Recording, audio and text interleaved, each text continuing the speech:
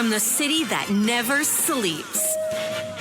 17 miles from Madison Square Garden, New York City. It's America at Night with Rich Valdez, America's favorite late-night talk program, featuring interesting guests from around the world and calls from across America.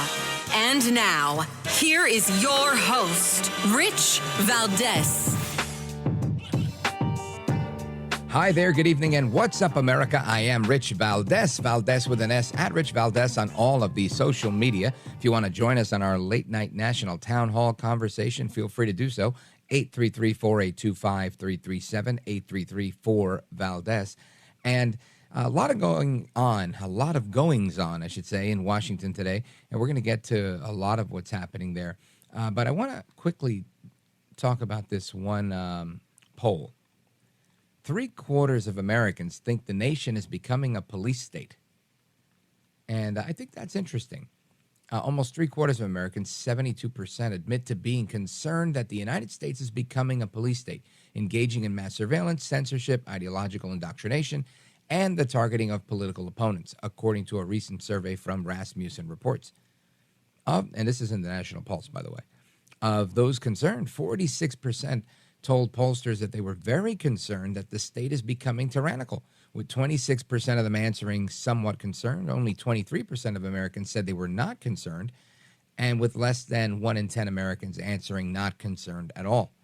Rasmussen also asked 998 likely American voters whether they agreed with the statement the FBI is a danger to the freedom and security of law-abiding Americans. Half of the respondents agreed with the statement. The majority answering strongly agree. Republicans overwhelmingly agreed, with 45% answering strongly agree. Another 23% answered somewhat agree. That's eye-opening.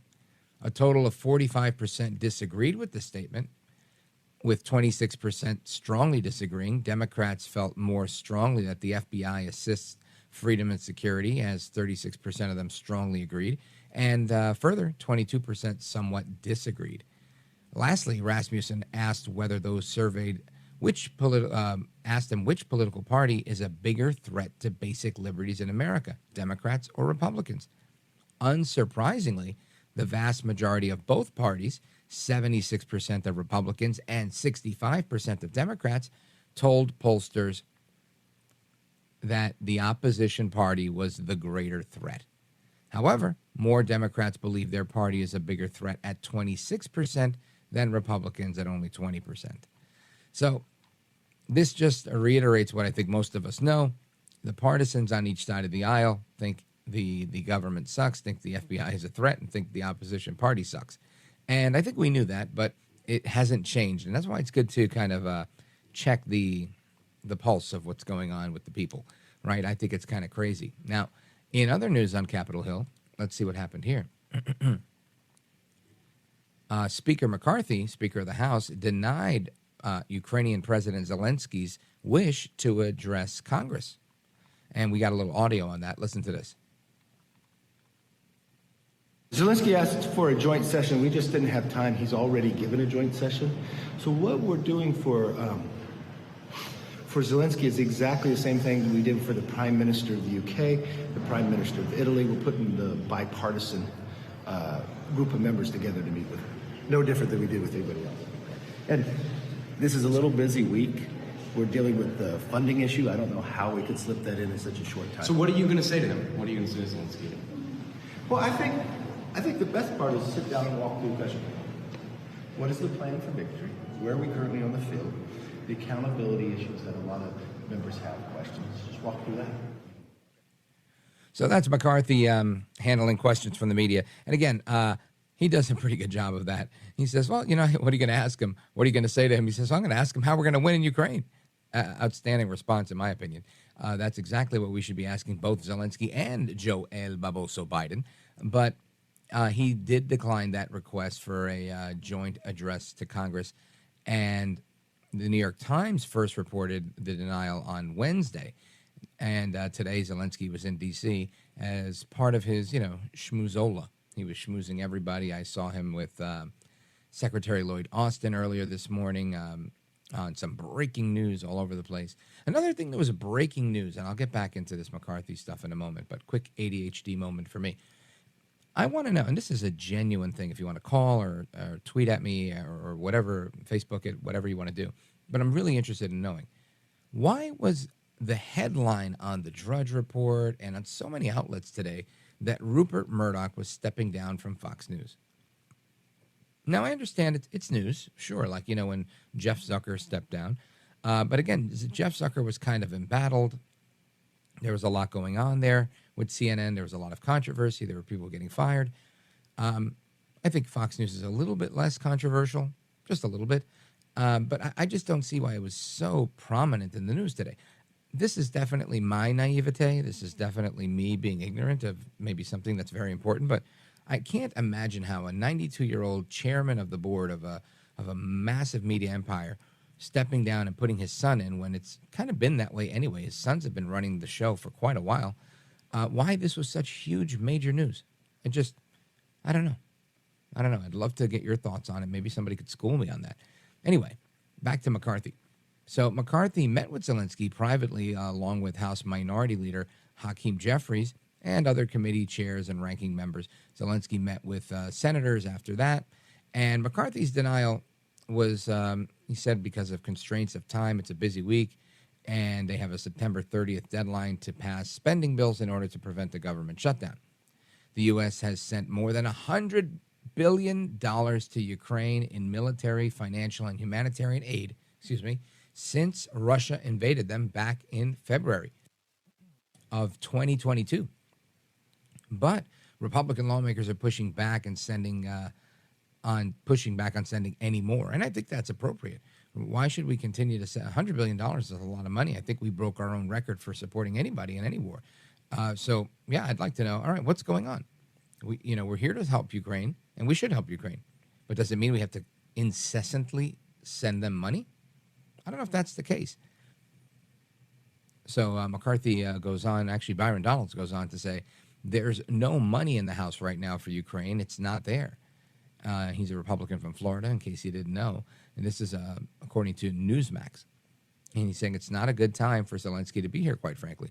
In an exclusive interview at Newsmax on Wednesday, Zelensky said the cost of Russia prevailing in Ukraine is greater than American dollars. Of course, it's always easier to spend other people's money, right? I mean, if you're putting your hand in somebody else's pocket, shoot, I'm picking up the tab, right? Drinks are on me. That's always how that works. Zelensky saying, quote, this is going to be very expensive because losing people, that's the highest price that any country can pay. And that's important to realize because Ukraine is standing and is holding its ground. And he thinks it's far cheaper to use words like that, and it's more difficult to say because people are not money. And that's President Volodymyr Zelensky. Now, McCarthy got it right when he said there's pressing matters in getting these spending bills passed. And there's a bunch of Republicans in Congress, at least 5 of them, that changed their vote after the test vote that happened earlier in the week. And the New York Times blasted them as rebels, Republican rebels stalling Congress. And I think, maybe these are just responsible Republicans that are holding the line to get to the bottom of things, to make sure that we're spending money the right way, doing the people's business. Well, anyway, one of those rebels, Representative Matt Rosendale, he's going to be joining us straight ahead to talk about that and a little bit of Hunter and a little bit of impeachment inquiry and everything else that's going on Capitol Hill. So stick with me for that one. Again, if you want to join the conversation, 833-482-5337, 833-4-VALDEZ. This is America at Night with Rich Valdez. Call now, 833-4-VALDEZ. That's 833-482-5337. 833-4-VALDEZ. That's Valdez with an S.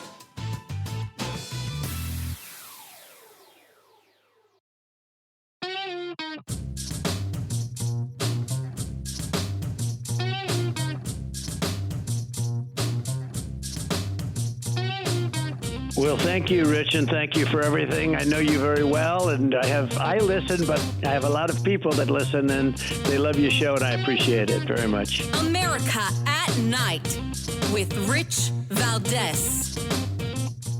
We need the extreme MAGA Republicans to get their act together in the civil war that's happening on the Republican side of the aisle, that's paralyzing Congress.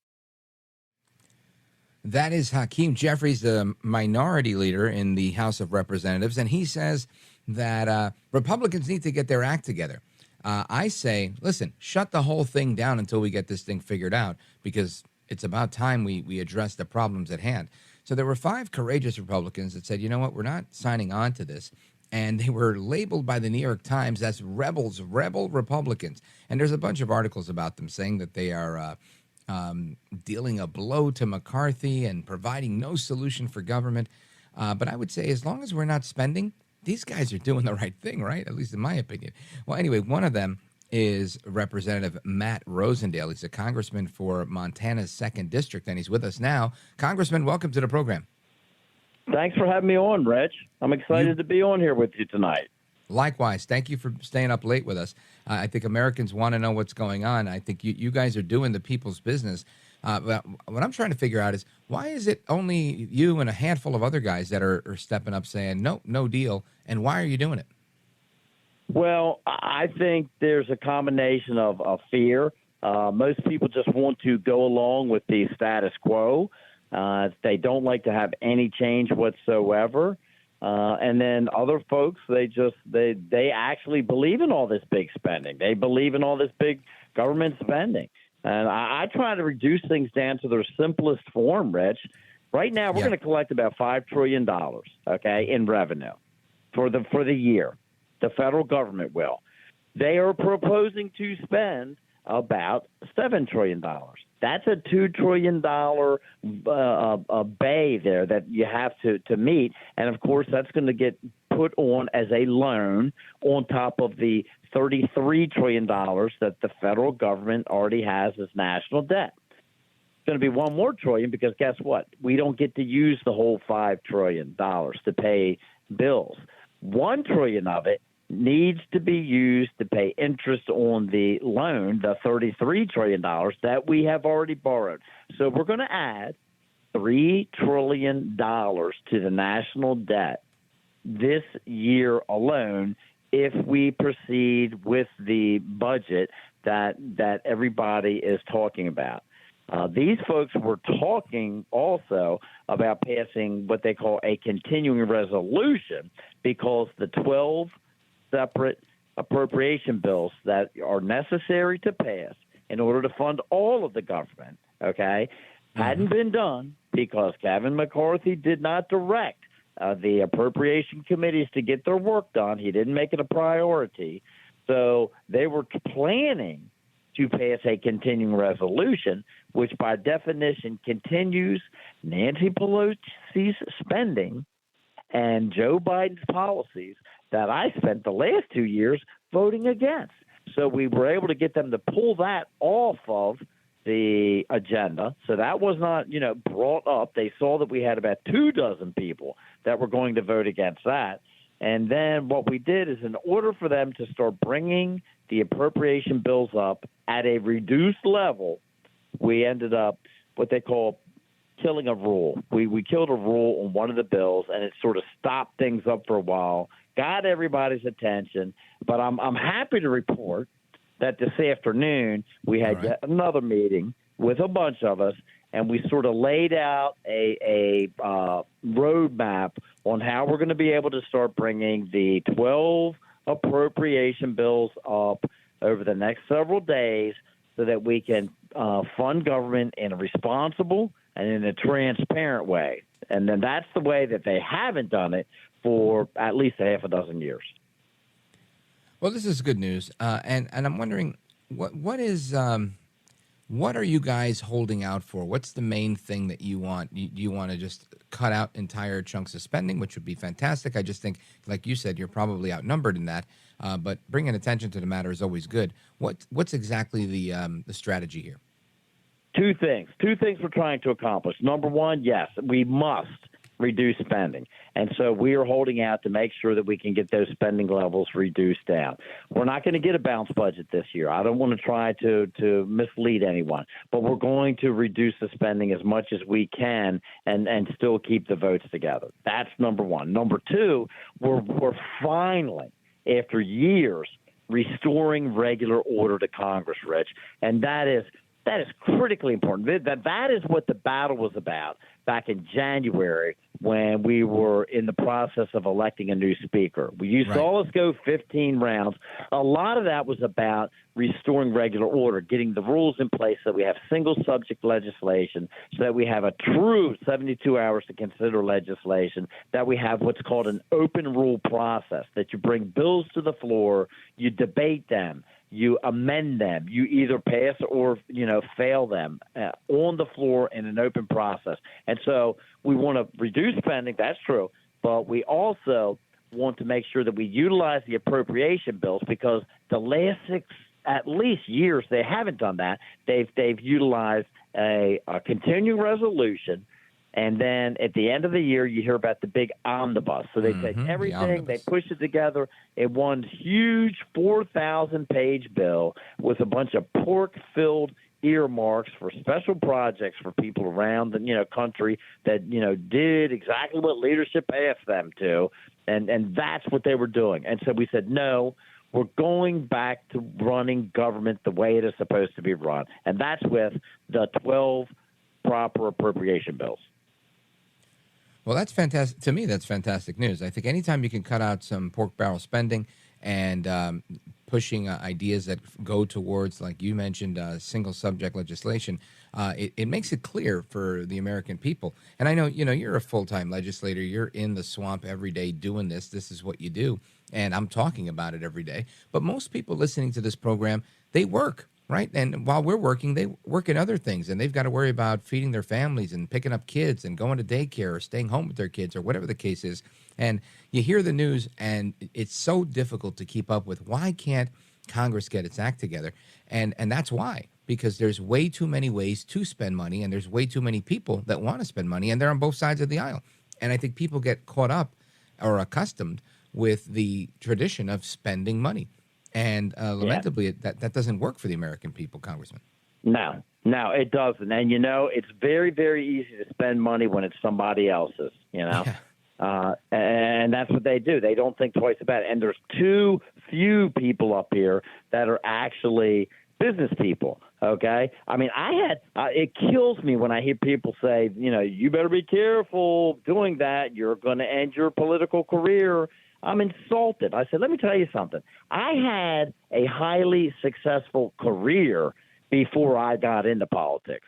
God blessed me, and I was successful. And then I came out to do public service. I'm performing public service now, and so I'm just trying to do what is right. But there are not a lot of folks up here that have been out in the real world to understand what it's like to have to figure out the grocery bill, the gasoline bill, the prescription drug bill, and maybe a daycare bill too, and make sure that it all meets. These folks up here, when they run out of money, they just go ahead and fire up the printing press and they pile Sadly. the loan onto the American people's back. And that's what I'm saying. We cannot continue to do this. Look, 20%. Well, Congressman, hang on right there. We're going to take a quick pause and come right back. Folks, we're on with Congressman Matt Rosendale from Montana's 2nd District, and we're going to come back. We're discussing the spending bill, why they were holdouts, and we're going to talk a little bit of the inquiry and a lot more. Don't go anywhere. It's Rich Valdez, America at Night, with Congressman Matt Rosendale.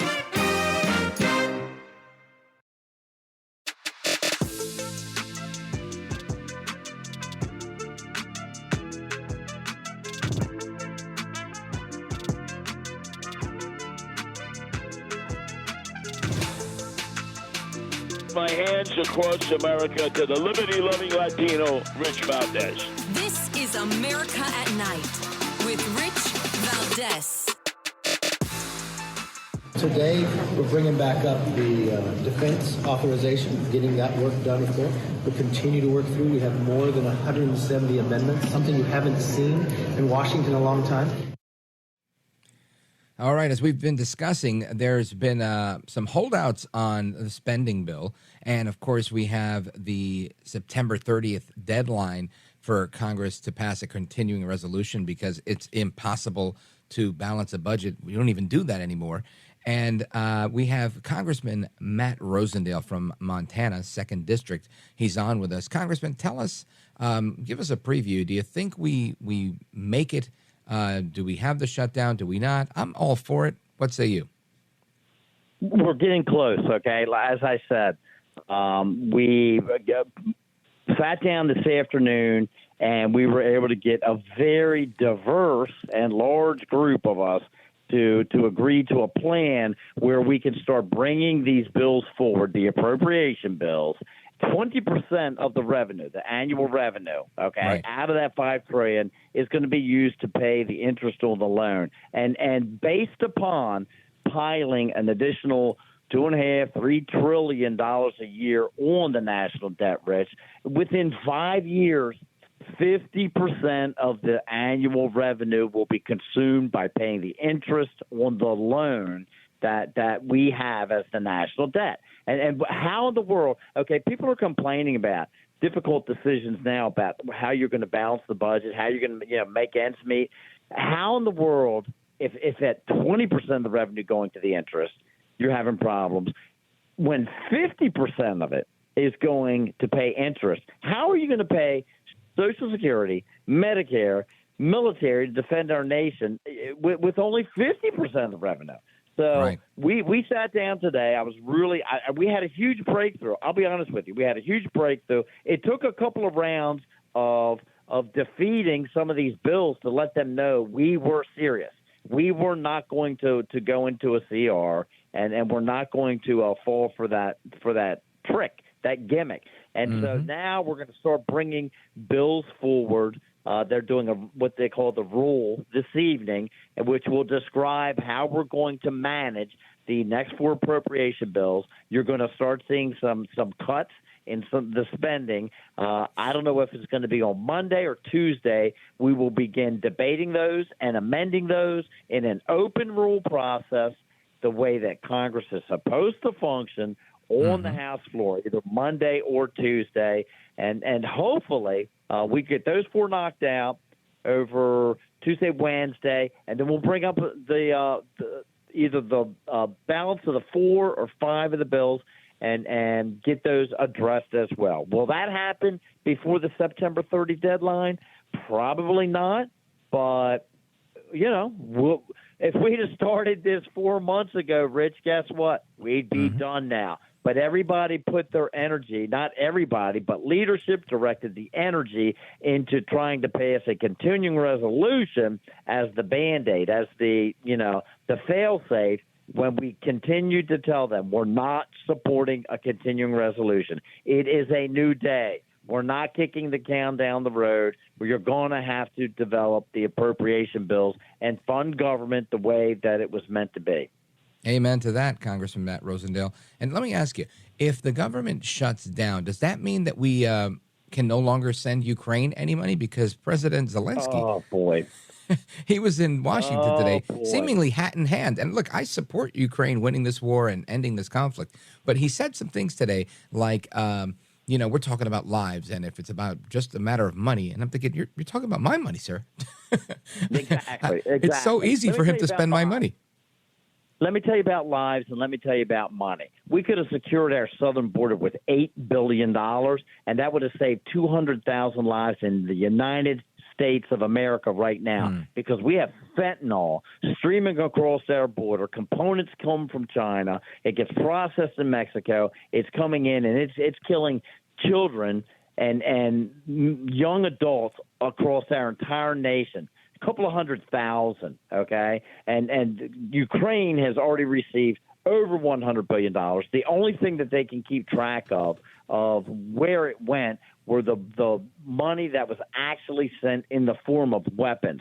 The cash, okay, the liquid assets, we haven't even had a good accounting of that. And then when we're sitting here trying to get our own budget balanced out, he rolls in again with his green shirt on and his trousers and couldn't even show up to the Capitol of the United States with a suit on.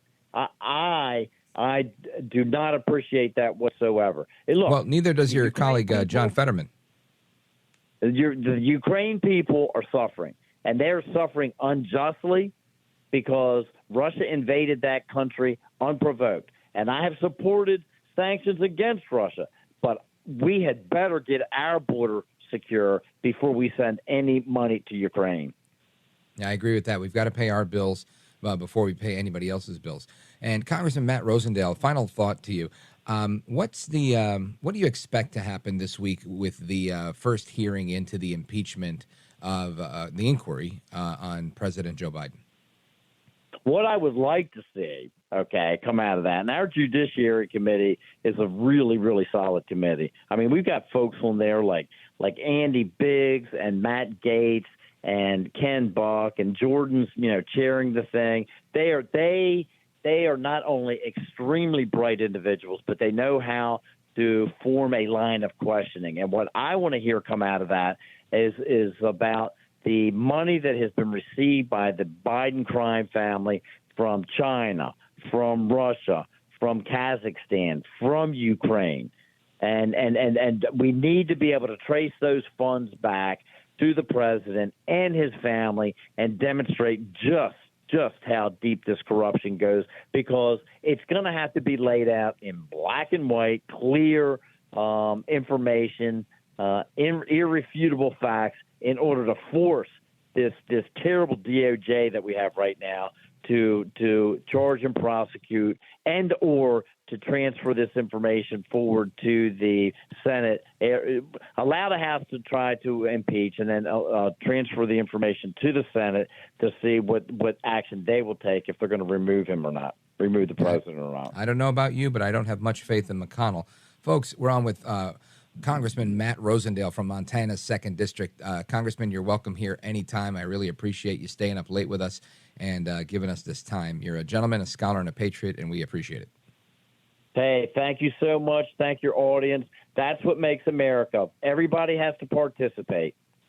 Amen to that. Folks, straight ahead, your calls and more, 833-482-5337, 833-4-VALDES. And we're going to get into a little bit of discussion on the border. That is still a problem. Don't go anywhere. This is America at Night with Rich Valdez. Call now, 833-4-VALDEZ. That's 833-482-5337. 833-4-VALDEZ. That's Valdez with an S.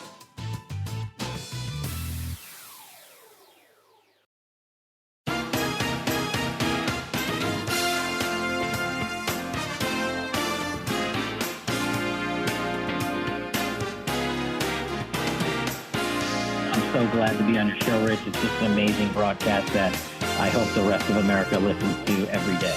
America at Night with Rich Valdez. All right, America, welcome back. And immigration continues to be an issue.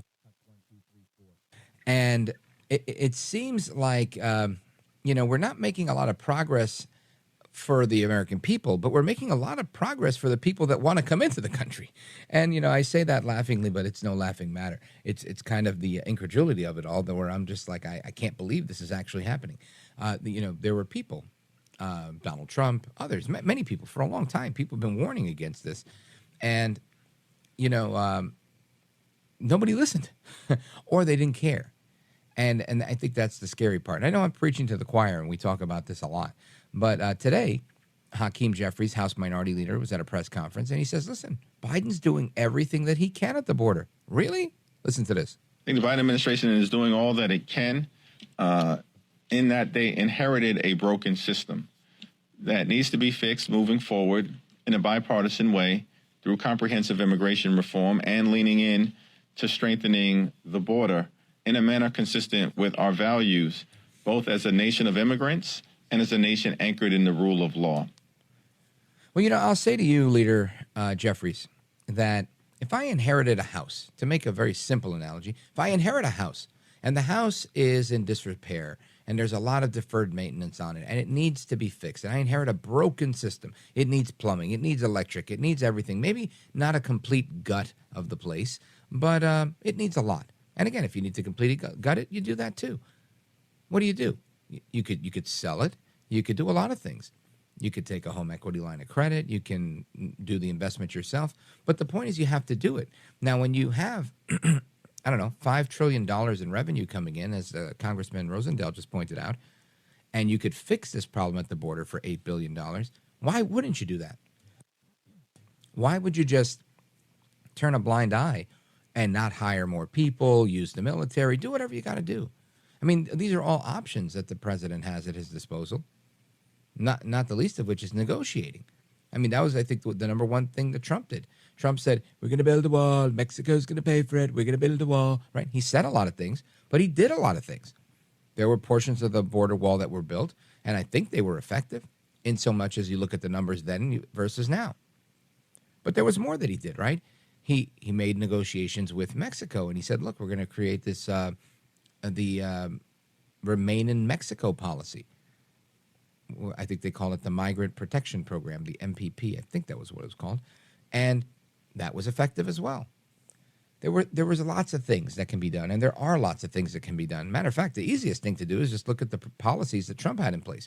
Of course, Jeffries couches his statement saying what we need is a bipartisan way through comprehensive immigration reform and leaning in and strengthening the border in a manner consistent with our values. Who's our? The Democrat caucus? Their values aren't my values. I think they have to be consistent with the values of the rule of law in the United States. That they are not, sir. So on his comments, on their face, they're false. I mean, at least they're not consistent with the truth, right? That we could say. And again, pointing out the hypocrisy here with Democrats is, it's child's play. We could do it all day. The problem is it needs to get done. And the answer, I don't know how we do it, but for electing a president that's going to be a hardliner on national security, stopping fentanyl, stopping the flow of men from all over the place, right? Because it's no longer, give me you're tired, you're poor. This is, the transfer of people from all over the place. I can't help but think on my days when I used to go get coffee at the Cuban place before they sold it. And I'd speak with the guy who came here, the proprietor there. He came to the United States on an inner tube attached to a jet ski until somebody fell off, and then he was able to get a seat on the jet ski. From Havana, Cuba, in the middle of the night, 3 a.m. in the morning or something like that, straight till the next day. I think it took him 5 hours to get to Key West, Florida. That's how he got to this country. Came here, opened a business, did lots of things. And again, I have to have admiration for a guy like that, because even he's the first one to say, look, he's like, I don't know about all this stuff at the border. And he's like, and I hate Trump. He hates Trump. He says, but I'll tell you this. We can't have more of this in this country. He said, the reason this country's good is because it's a place where people can make it. It's a place where people have to prove their worth. You have to earn your way. And he said, what's happening now? He's like, when I visit Miami, the people that are coming in from Cuba, they're the worst of the worst in Cuba. He said, my friends that are Venezuelan are telling me that the people coming from Venezuela are the worst of the worst from Venezuela. Now, this is an immigrant who's now an American citizen, but an immigrant who's telling me these things. And he sounds a lot like Trump, right? And just saying, they're bad hombres, they're rapists, they're murderers. So all I could say is people are coming full circle with comments that were just once vilified. And again, this is not so much a defense of Trump as it is an awakening of the American people. I feel like the American people are really starting to open their eyes and see what's going on, not the least of which is Eric Adams. But Kathy Hochul, she continues. She continues to buckle down, although she's starting to ease up, saying maybe the illegal alien should go somewhere else. We'll talk about that straight ahead. Don't move a muscle. This is America at Night with Rich Valdez. Call now, 833-4-VALDEZ. That's 833-482-5337. 833-4-VALDEZ. That's Valdez with an S.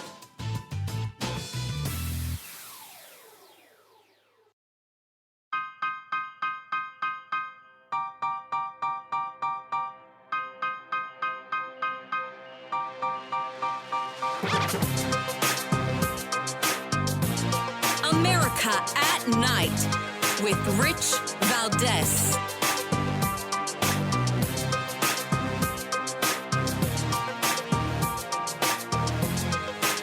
All right, America, welcome back. And let's go to the phones. We've got Kim in Kalispell, Montana, KOFI. Kim, welcome. You're on with Rich Valdez. Thank you. I've got a question. We're sending billions out of the country to the Ukraine, God knows where else. Can we not, this is a rhetorical question, I know, can we not spend that money on our infrastructure here in the country, our country? Isn't that a brilliant question? And, the technical answer, of course, is that some of this stuff is already budgeted and earmarked for foreign aid and whatever and whatnot. And you can't always move it around. Matter of fact, Trump tried to move some money around once, and that was designated for the military, and he used it to build a border wall. And they sued him, and they tried to stop him. He ultimately won because the executive branch could do that. But the answer is yes, and we do that in the appropriations process, and we just have to get it right. And it's kind of what we were talking about with the congressman from Montana, because Matt Rosendale. The issue is we have so many problems right now domestically. There have been times where immigration, is always going to be a problem, but it was under control. And now it's not under control. It's out of control. So what are we to do? Give more money to Ukraine. And what are we going to do when we're trying to avoid a government shutdown and pass a continuing resolution so that we can pay our own bills in this country? Let's host Volodymyr Zelensky and have him asking for more money. I think it's such poor timing. The president is just not thinking. I'm sure there's some Americans that think it's great. Thank God that Zelensky's here. No, look, I don't care. I want to see him win. I want to see the Ukrainians be well. I want to see Russia go home and do their thing in their own country and not try to take Ukraine as part of their territory. But at the end of the day, we don't need Zelensky here making those problems. You're right. We need to invest in our nation. We have to make sure that we have a secure border. We have to make sure that we're not spending so much that we don't have this endless inflation. It seems like inflation is just a new part of life, and it's going to take forever to fix. I don't even know what to do anymore. I want to take all these trips and vacations, and it's like, what? The more I spend on everything, the less I'm going to be able to travel. And that's not only me. I'm sure there's a bunch of people listening right now that agree with me. So I think you're right, Kim. I appreciate your call. Big shout out to everybody in Montana on KOFI. And Kathy Hochul, won't have time to play this audio now. We'll play it at the top of the next hour, or the second hour, the third hour rather. But maybe we'll get to it towards after the bottom of the next hour. But she says we can't house everybody in the world. Well, welcome to the party, Kathy Hochul. Next, she'll say she's a MAGA Republican, a radical. We'll find out more about that straight ahead. We're also going to continue our discussions with our wonderful guests that are coming up. So stick with us, folks. 833-482-5337. 833-4-VALDEZ is the number. I am Rich Valdez. It's America at Night.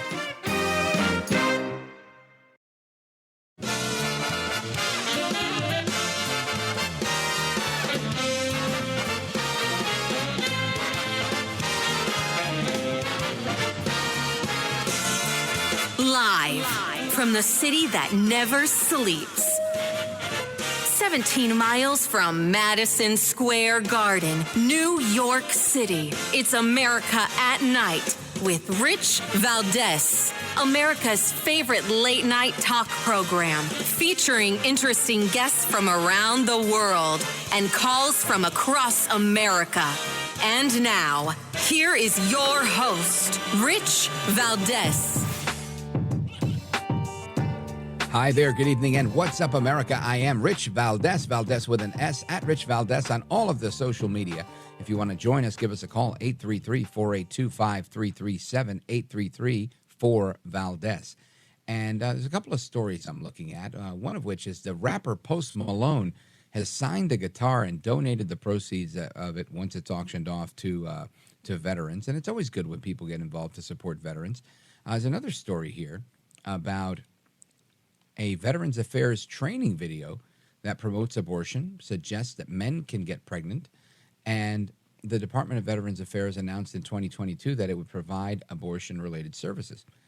And it's an interesting video because you would think we're trying to take care of our vets, and instead it seems like they're trying to push woke ideology on our vets. Then there's controversy over vets not being able to get their benefits, and that's always very unfortunate, right? I mean, that should never happen.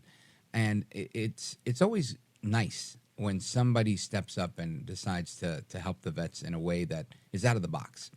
And Jack Maxwell, you might remember him. He used to host a TV show called Booze Traveler and another one called The Trip. Well, he's got a brand new show. This series is called American Homecoming, and it surprises veterans with a home that's worthy of a hero. And I think it's great. It's one of those shows where, they fix up a house while you were out type of thing, extreme home makeover type of thing, but with a unique spin on helping vets. And I love this idea, and I want to talk to Jack Maxwell, and he's with us now. Jack Maxwell, welcome to the program. Hi, Rich. Thank you. It's great to be here. My pleasure. I'm glad you're on with us. So tell us a little bit about what inspired the show. How did the show come about? Did they come up with a plan and say, hey, we've got this idea, we want you to be involved, or were you involved in the creation of it? How'd that play out? Yeah, no, that's a great question because there's a gentleman who created the show, the idea for a television show anyway, because others have done this. Like Gary Sinise does this kind of thing. Others do, I'm sure. The great actor Joe Mantegna is really wonderfully supportive of veterans. But this gentleman, Tracy Trost, had the idea to make this a television show so that we could help more vets. So he said, when they come home in a wheelchair or otherwise disabled, injured, as you often do from the theater of war, but even if you're just domestically stationed, if you have an affliction and you can't move around your home anymore, well, we want to do something about that. Instead of just talking or pointing fingers or the other side is wrong or this or that, we just wanted to do something. It's that simple. We could just bring people from all over, whether it's an army of volunteers or corporate partners, and we make these homes livable once again. We don't build a new home. We take the home that they love, that they live in, and we widen doorways and give them a remote control so they can go in and out, because as you might imagine, independence is huge when you're stuck, in a sense. They tear out the tubs and put in rolling. You can roll into the showers. They fix the kitchens up, and we also bring in a designer to increase the aesthetic appeal of the home. Also, it's not just for form and function, but it's also what it feels like to be in there with fresh paint and everything, because we should do that. That's the least we should do for our vets. Like you say, we have to take care of them when they come home, and too many people don't. They leave them hurting. They leave them behind. As you know, they struggle to get benefits. So we just decided we'd do something about it. He asked me to be a part of it, and I jumped at the chance. Now, let's talk about I want to talk about the show, but I also want to talk about your background a little bit. And I know you've been in TV for a while. Tell us a little bit about yourself and how you broke into being a big TV host. Well, it's kind of a fluke. Like a lot of things in life, it's luck and timing. And I started acting, actually. That was my thing. I was an actor, and a hosting opportunity came around, and I got that. And they said, hey, you're kind of okay at this. Maybe you should do more. But I went back into acting because that was my first love. And, I've done theater and television and film. But then other shows came up, like Booze Traveler that you pointed out. Booze Traveler on Travel Channel. It ran 4 years. I got to go around the world exploring all the drink cultures, what people drink, why they drink it, the stories they tell when they do. It was really wonderful. But when this came to me, this is a cause. The other one was more entertaining. It certainly showed you the world and certain cultures and traditions and people, which was a wonderful gift to me. But this is my gift back. I want to help these veterans because they're suffering, and a lot of them are afraid to say anything. So this was, certainly in my training to be an actor or a television host. I still do both. But when this came up, I cleared my schedule. I had to say yes to this. Outstanding. Honestly, I think it's a fantastic idea. Folks, we're on with Jack Maxwell. He's an actor and host of the forthcoming program, American Homecoming. And Jack, tell us what people can expect when they tune into the show. What's the format like? Is it a kind of a surprise, or are they selected to receive the makeover? How does it work? Yes. Well, what we do is we find veterans who are in need. Now, there are a ton of them, of course. So that's why we hope to do the show. It's only a pilot as of right now, and it can be found at AmericanHomecoming.tv. So it's just online currently, but it's a full show. It's 30-something minutes. And again, that's AmericanHomecoming.tv. And what we do is we find the vets. They come to us through either referrals or friends or organizations, our partners, like DAV is one of our partners, one of many. And then we vet the vet, if you will. We go to their house to make sure we can do what we need to do to help them. We ask them if it's okay, and then we send them away for a week. So they're not worried, they're not concerned, they're not, they just go and get it off their minds, because no matter what kind of house you live in, when you come back to it and it's very different, that can be, that can be a culture shock. So they go away and they come back, and Rich, it was so fun. That's the most honest, reaction is what I'm trying to say. The most honest reaction to it when he came back in the house, and we have GoPros in the car, and you could see that he's nervous and all that. And he comes back, we roll him into the house, and he says, "Wait, what the hell happened to my house?" It was so great, as opposed to what you might think he's going to say. "Oh, thank you. This is so wonderful. This is so nice," because it was so different. But he loved it right away, and there's a beautiful twist at the end regarding he and his girlfriend. I won't give any more away. I encourage you to watch it, because you made a good point, Rich. It's like Extreme Makeover, but it's for a good cause. And not that those shows aren't for a good cause. It's not as if these people don't deserve it. But who deserves it more than our veterans who have lost their way of life, right? As I say in the show, we're trying to give them back a little more, a little of their freedom, the freedom that they lost fighting for ours, right? So why not? And it's so wonderful to know that we're doing a little something, because they deserve it. 100%. Folks, are on with Jack Maxwell. He's the host of the new show, American Homecoming. You can check it out at AmericanHomecoming.tv. And again, I think the idea of a veteran who comes home from military service, facing a disability, living in a house that's really not suited for their needs, is an important issue, and one that, the more people that address this issue, the better. But the fact that you're sending them on a surprise vacation while your carpenters and designers go inside and renovate the house to help it be more, accessible for those that are in mobility devices and whatnot. And then when this family comes back, there's a heartwarming surprise. I think it's great that you transform the house to really serve the hero, as you guys have put it. And I think that's fantastic. Jack Maxwell, again, the website is AmericanHomecoming.tv. And before we part ways, Jack, is there anything else you think the listeners need to know about the show? Well, in this particular instance, our Navy vet, Garrett Robitaille is his name. I guess the stereotype is, they went off to war and they came back. It's not always going off to war. If they are serving our country, they're eligible. And this guy, our Navy vet, was serving right there in Oklahoma. We did the show in Del City, Oklahoma, where he lives. And he developed a rare disease, a cancer, that was crushing his spine and forced him into a wheelchair. Wow. Is he any less worthy than anyone else? Of course not. Of course not. So, yeah, right. So when we talked to him about it, he was excited, and we sent him away. And by the way, everything we say we do, we really do. And we had to do it in a week. But all these people working around the clock, I was so impressed, because I was just such a small part of that, Rich. I really was. I'm just a television host, right? I don't know how to do construction or design or all of that. All of those people did the work. For me, I just wanted to be a part of it. So I was the host, which is, because I do this kind of thing.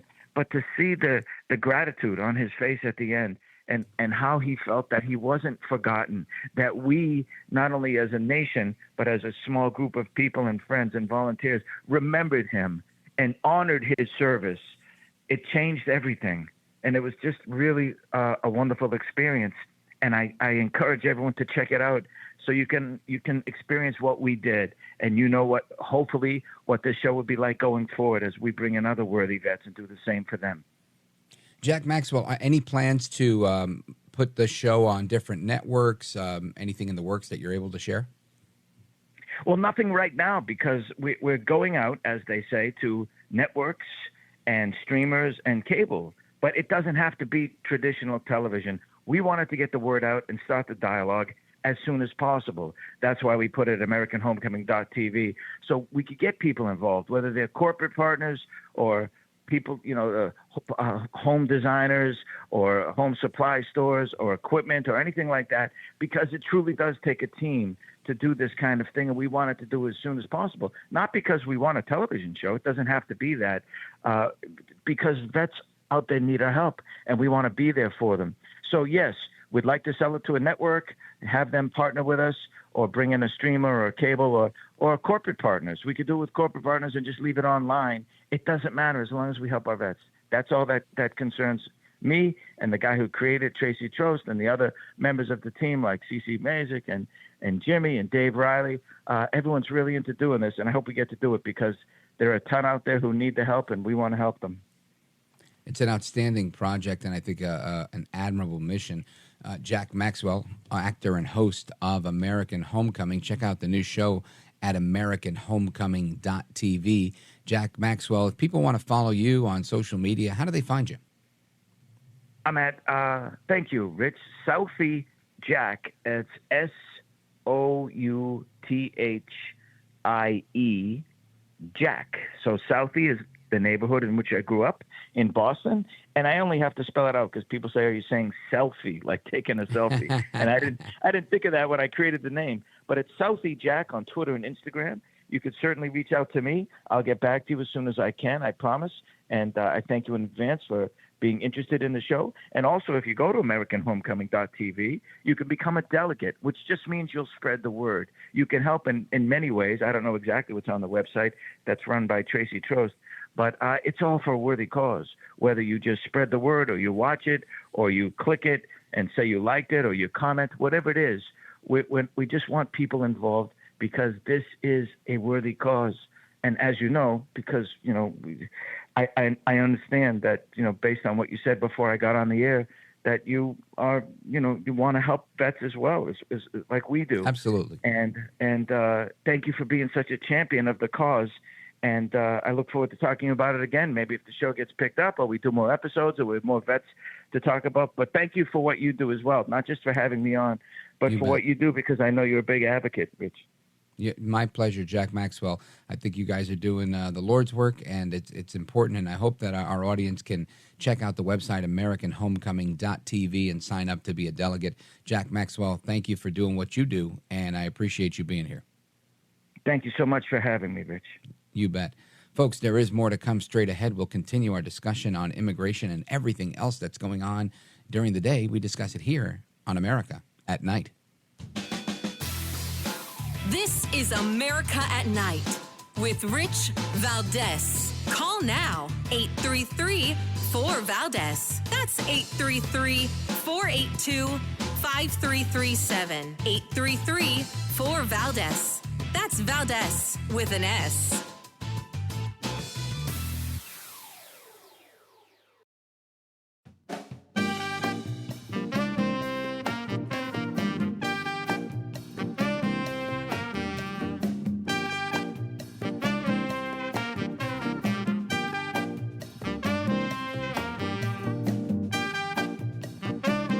This is America at Night with Rich Valdez. All right, America, welcome back, amigos. And so I was talking about this leaked Department of Veteran Affairs video that is promoting abortions and what they call, quote unquote, medically accurate terminology, such as a person who is pregnant, end quote, over pregnant women. A reproductive health training video from April of 2023 advised staffers on how to counsel veterans considering abortion, saying that a person who is pregnant is inclusive and it's preferred to pregnant women. Now, again, we've seen this time and time again in our government to try to make everybody feel comfortable. But another slide in the presentation is called The Guide, and it's the Guide to Language and Abortion. And it offers veterans potentially seeking abortions the language of using embryo or fetus. Instead, they omit baby or unborn child. And this is obviously problematic to a lot of people because it just doesn't seem right. There were other videos that were obtained by the Post-Millennial that showed what appeared to be defenses for abortion as essential and life-saving care. And again, I'm sure there are situations where that's the case. It's just less often than not, right? It just really isn't the case that often.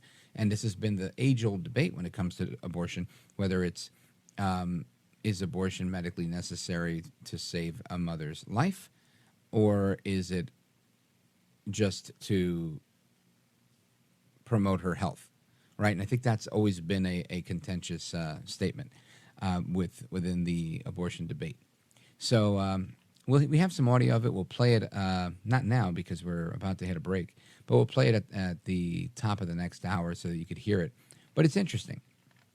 It's interesting to see what's going on here. And the wokeness is now everywhere. I mean, it's not only in the military, it's outside of the military. It's in pretty much every branch of government, as well as public schools, universities. And the question I think that many have is, well, Rich, why are you so opposed to people just saying these things? Well, I'm opposed to the distortion of the truth is really the issue. When you begin to normalize what has been historically known as mental illness, right? And again, I don't have a problem with a lot of things. I think you want to do what you do, that's on you. I think we should never let people harm themselves is really where I'm at. And whether it's the story, and I don't think I mentioned this on the air, but I saw a story the other day of a guy who's been slowly transforming himself into an alien. And he's tattooed his entire body to make himself like greenish or gray. He's had this nose job that almost removed his nose.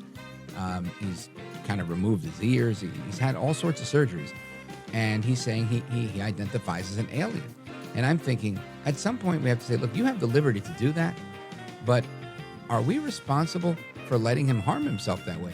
His next step is to amputate 3 fingers or 4. That's crazy. Anyway, more to come straight ahead on crime. Don't go anywhere.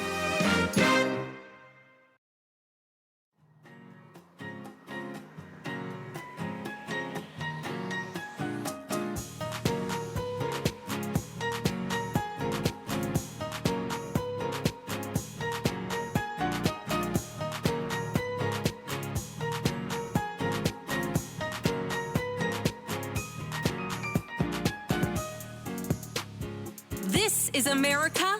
This is Night. This is Rich Valdez.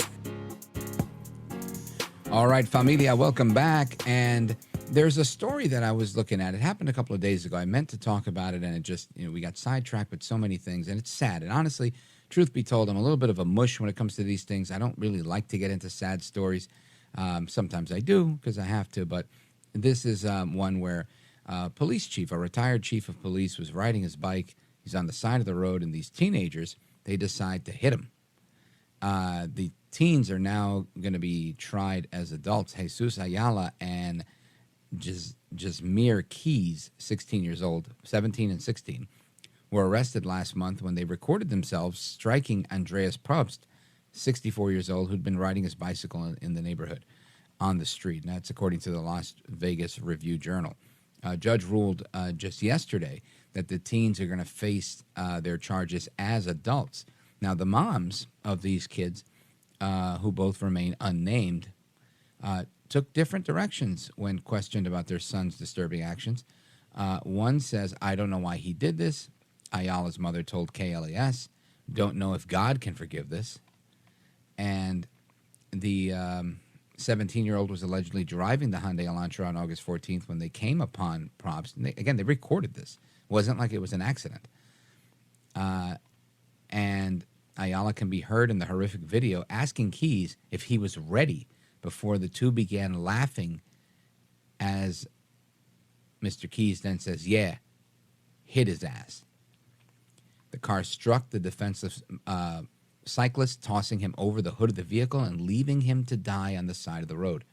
Ayala was arrested the day of the deadly hit and run, but it took cops 5 weeks to capture Mr. Keys, who was caught on surveillance camera wearing a face mask at the time. I mean, this is a horrible story. Keys was caught because of the video he recorded, which alerted police to a school resource officer who received the video from a student. My son's side of the story will be told the truth, not the inaccuracies of the media that will portray him as, as this monstrous killer, according to Keys' mother. And the two face charges of murder with a deadly weapon, battery, and attempted murder. Chief Deputy District Attorney Michael Watson said both teens are going to be tried as adults.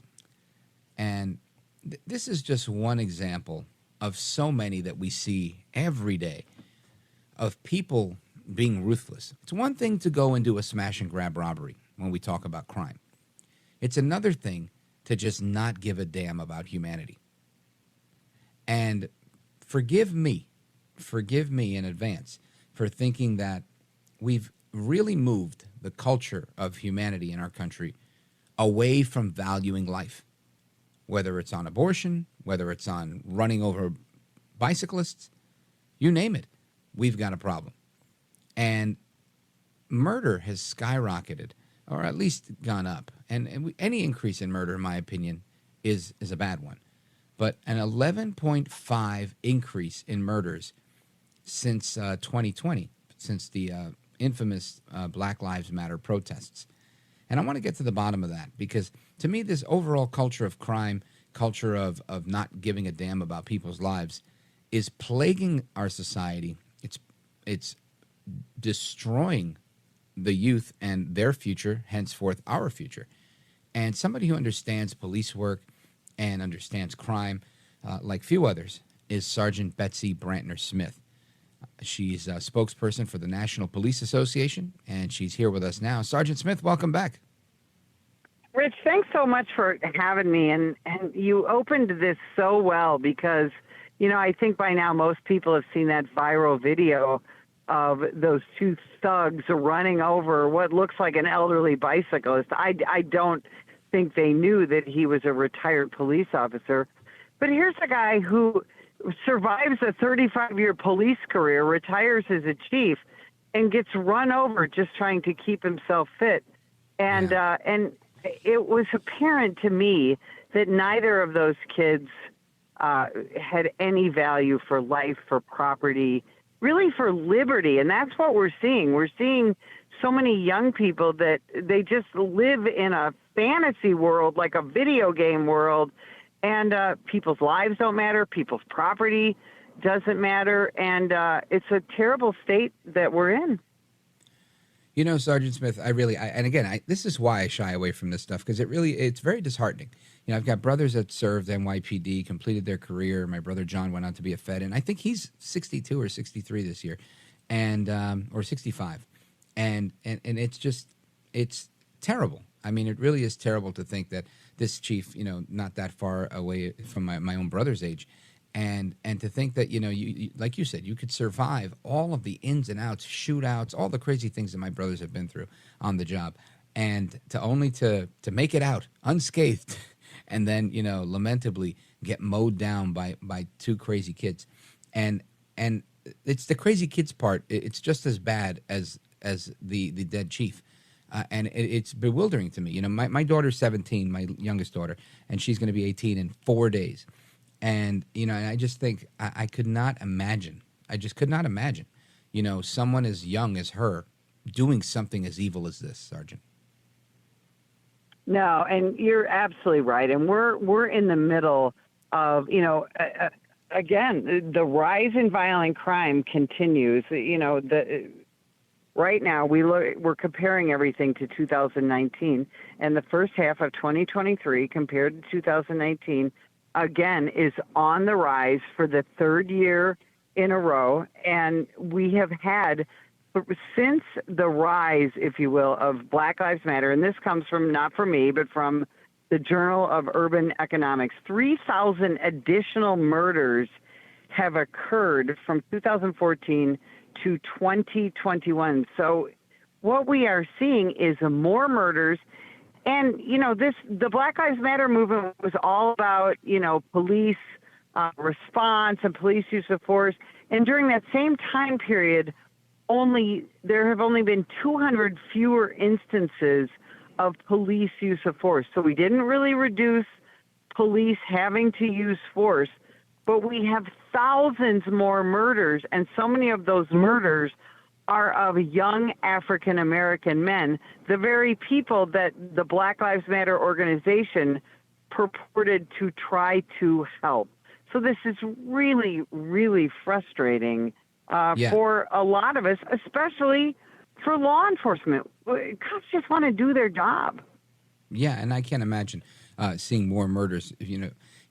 I go to work every day, and I hope that the ratings go up, right? If you tell me you've been at work for a year, the ratings went down, I'd say, man, I suck. And I'm sure if you're a cop and you go and you hear, wow, murder's on the rise, you're thinking, man, I've got to do more. We've got to do more work. We've got to help more people. And when I look at the number that you just cited, 3,000 additional murders compared to 200 fewer incidences where police used lethal force in that same similar time period. Now, this is interesting to me because I'm wondering if there's a correlation. And I don't know if I could prove that there is one or not, but I would suspect, based on just that data, if the cops were using more lethal force, perhaps we'd have less murders because there'd be less murderers on the streets. Is that fair to say, or is that a jump into crazy town? No, you're spot on, because what prevents homicide, what prevents violent crime in general, is proactive policing. And what we have seen since 2014, and of course, 2014, we had the death of Michael Brown in Ferguson, Missouri, a young gangbanger trying to disarm a cop. But that really was the beginning of the war on cops in this country. And so what that shows is when cops are not proactive, when we are not taking guns off the street, when we are not making good cases against violent criminals and putting them in prison, there is going to be more violent crime and, of course, more homicides. And this research, this research was very well done. They looked at 1,000 cities and towns that had at least one significant Black Lives Matter protest, again, from 2014 to 2021. And what they found out was that after every high-profile, shooting or incident where cops are criticized, where we see it, every night on the news, proactive policing goes down and cops leave the job. And we now also have a crisis of recruitment and retention in law enforcement. We have 40% less people even applying to become police officers, much less making it through all the testing and the academy and all of that. And it's 9 out of every 10 police departments, Rich, are short-handed in this. New York, NYPD is going to be below 9,000 officers pretty soon. We've got, each of the main urban police departments, the top 30, all are missing hundreds of police officers. And when they would usually have 100, 200, 300 recruits to start the academy, they have 20, 30, 40. And a lot of those recruits are not necessarily the best and the brightest for the profession, which is what we want for our communities. We're on with Sergeant Betsy Brantner-Smith. She's the spokesperson for the National Police Association, and we're going to continue on this topic of crime. And if you have a call and you have a question or concern, feel free to call 833-482-5337, 833-4-VALDEZ. This is America at Night with Rich Valdez. Call now, 833-4-VALDEZ. That's 833-482-5337, 833-4-VALDEZ. That's Valdez with an S.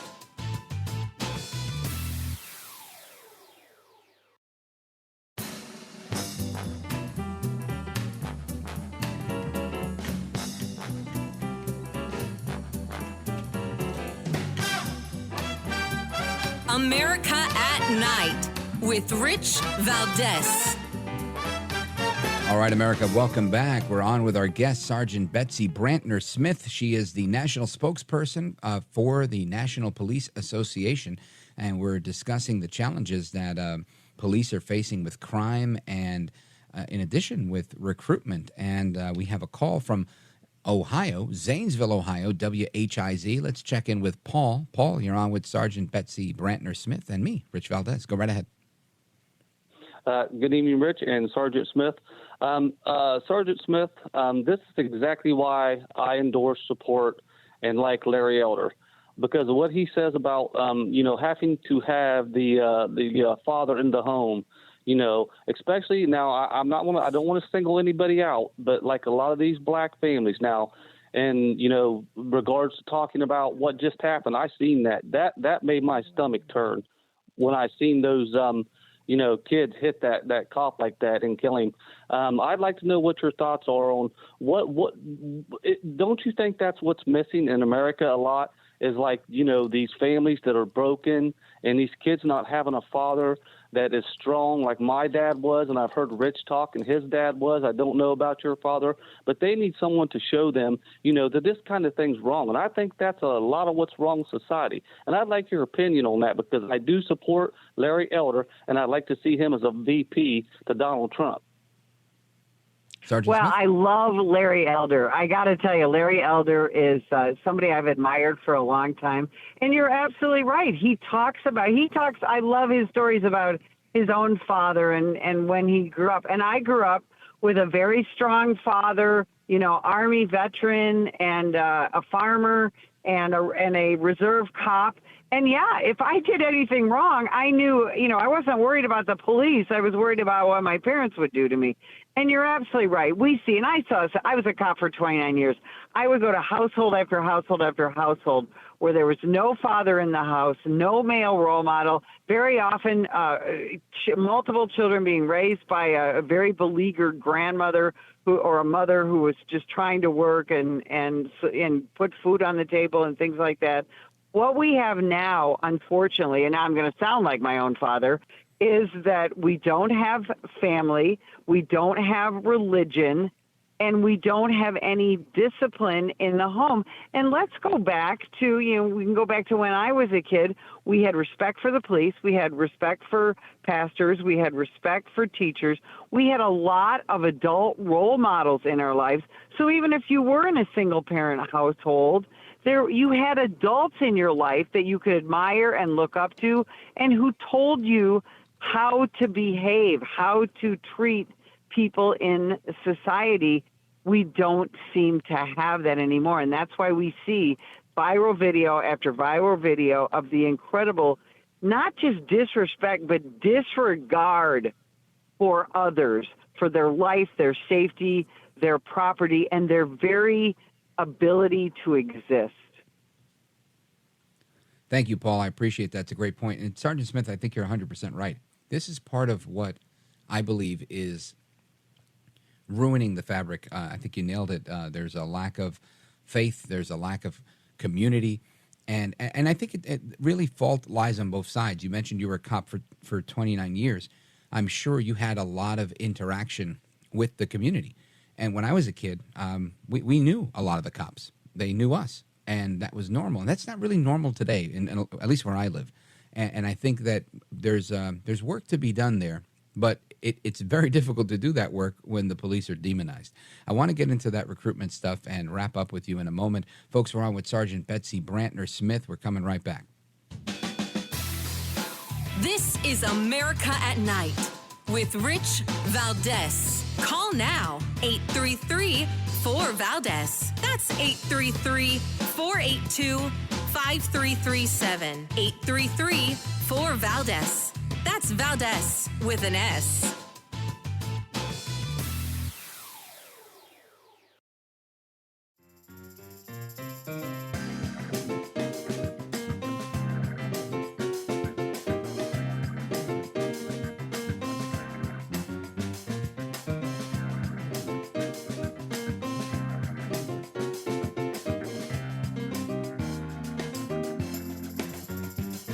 America at Night with Rich Valdez. All right, America, we're on with Sergeant Betsy Brantner-Smith. She is the spokesperson for the National Police Association. I hope I got that right. And Sergeant Smith, in the limited time that we have, I was going to say foundation. I want to address a couple of things. Mainly, let's I guess keep it to community policing, because I think, like I said, it's an important thing that I don't think is happening enough. And I live in a very safe, very nice suburb right outside of New York City on the Jersey side of the Hudson. And, you know, I feel like, you know, when I see the cops, they don't say hello, they don't want to talk to me. And it could be a particular thing with this department.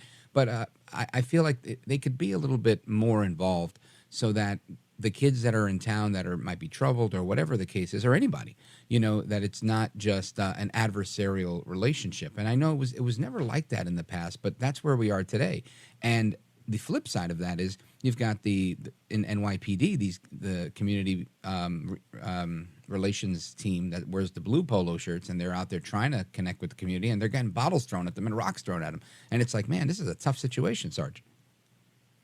Well, and you're absolutely right. You know, the last 3 years, we've had the vilification of the American law enforcement officers, and cops are feeling pretty beat up, pretty beleaguered. And again, with 78% of our law enforcement agencies having difficulty in recruiting quality candidates, the cops are tired. They're working so much overtime, and officer ambushes are at 150% high. Wow. So you're absolutely right. We need to do better, but we also our communities need to uplift their law enforcement officers. That's why the National Police Association exists.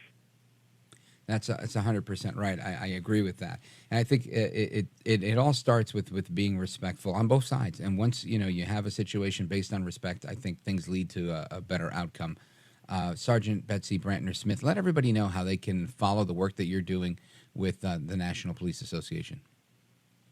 I ask everybody to go to nationalpolice.org, nationalpolice.org, and see all the amazing things we're doing, including our mobile billboard that's traveling across the country right now, asking you to defend, not defund, the police. Outstanding. Sarge, we got to have you back for more time. I really appreciate the conversation. Thanks for staying up late with us. I appreciate it. You are a gentlewoman, a scholar, and a patriot. Thank you. Thanks, Rich. You bet. All right, folks, straight ahead, it's Open Phone America, where you get to weigh in on all the issues that matter to you. Don't go anywhere.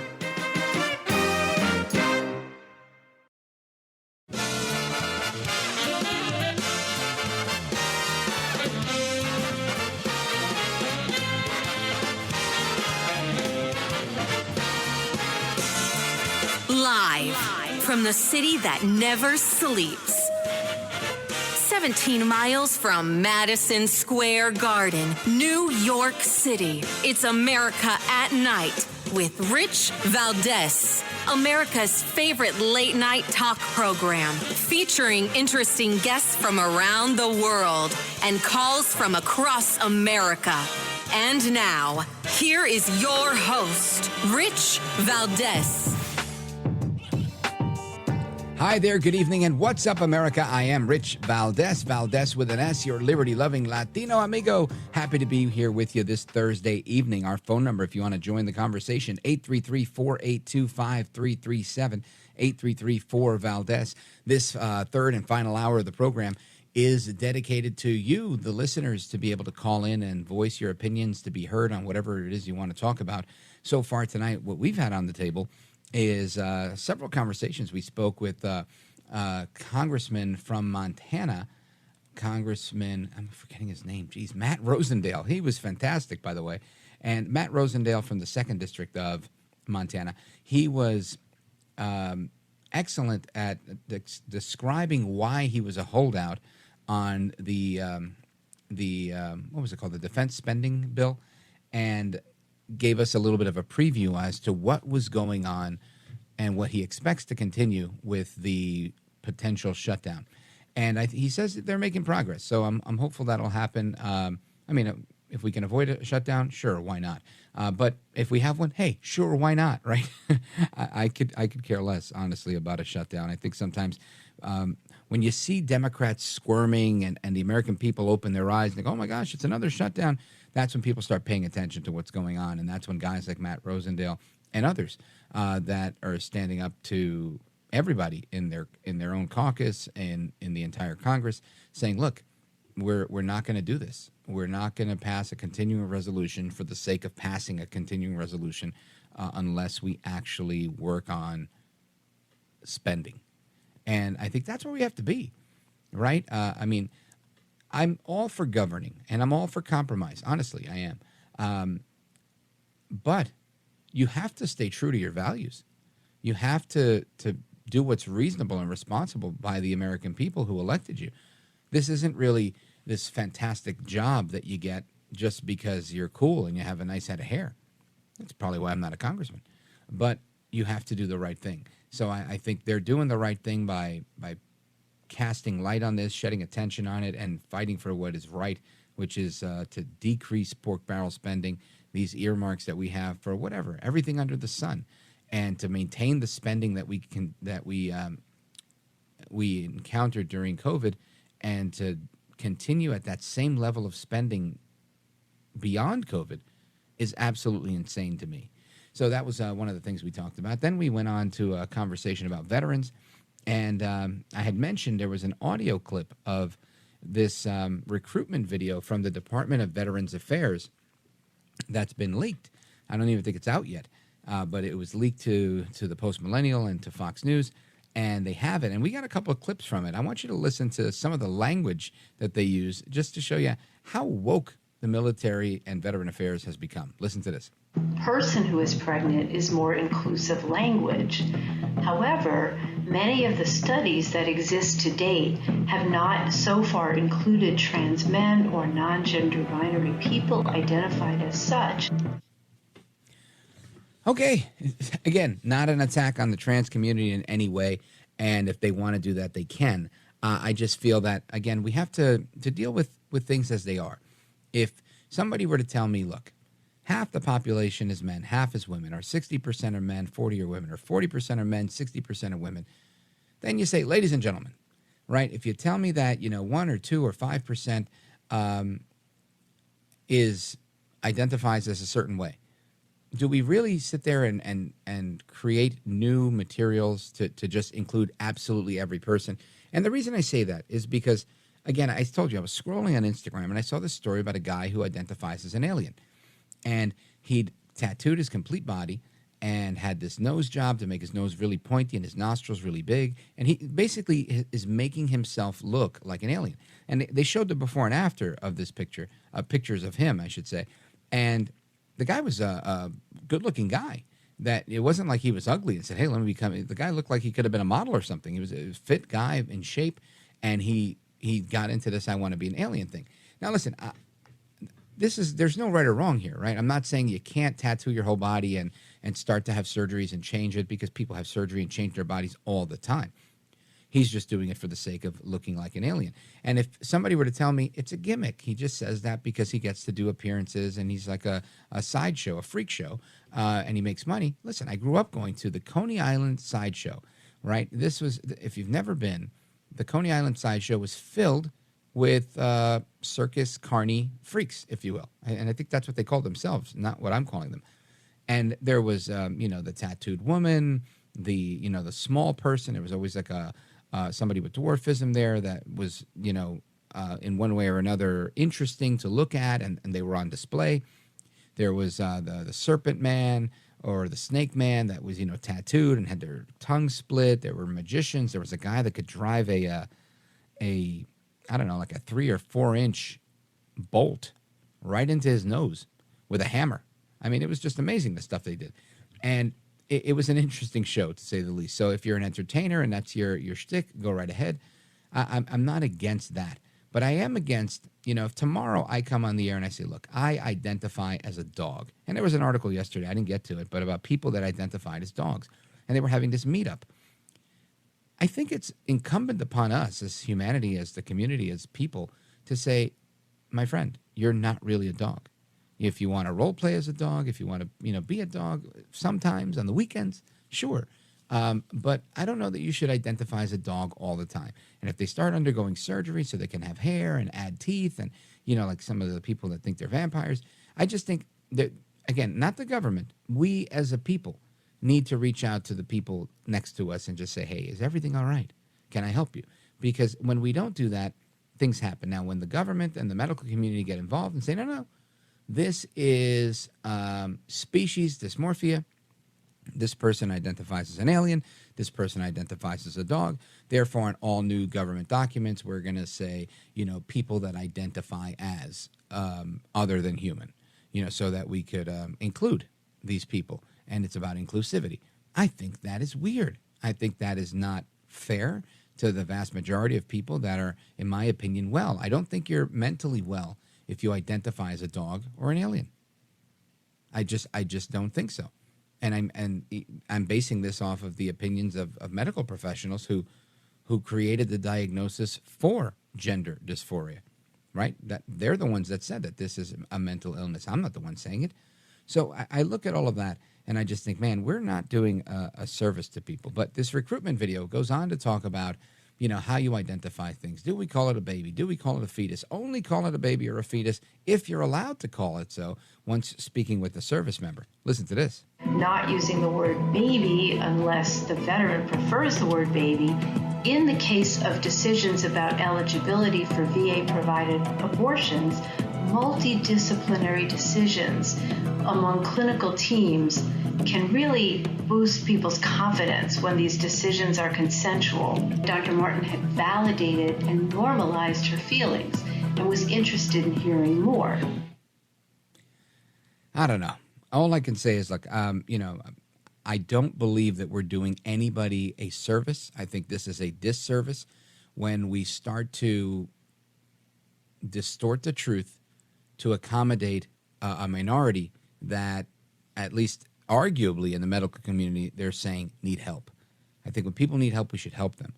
And I don't think this is it. Anyway, we're going to get to your calls and more straight ahead. Here's the number, 833-482-5337, 833-4-VALDEZ. This is America at Night with Rich Valdez. Call now, 833-4-VALDEZ. That's 833-482-5337. 833-4-VALDEZ. That's Valdez with an S.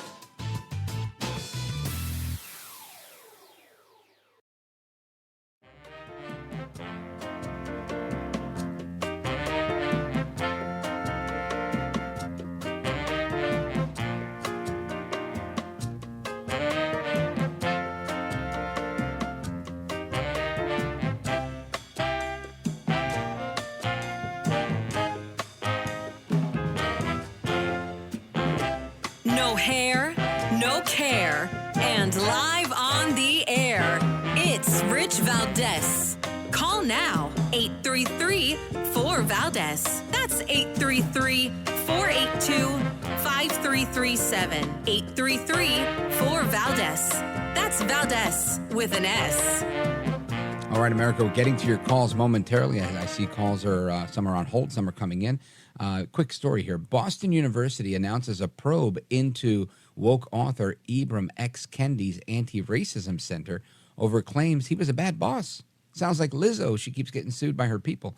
The inquiry comes after almost half of the ailing center staff were laid off.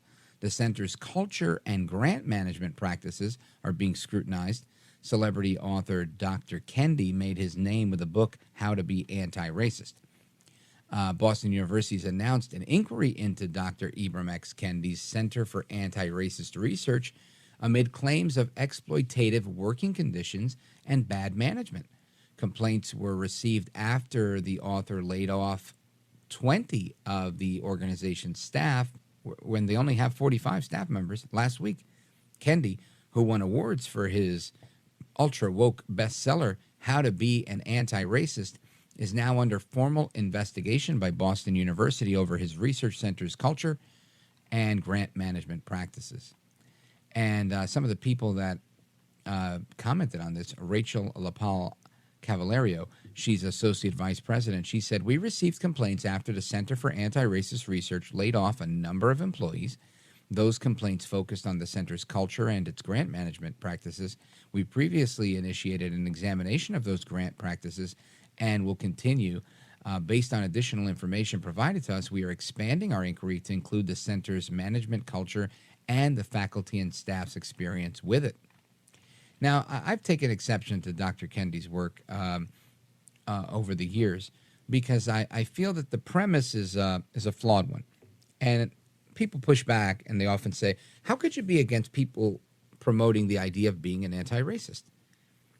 And I would say I'm not necessarily pushing back on being an anti-racist. I don't think I'm a racist. I think I am an anti-racist. I don't support racism.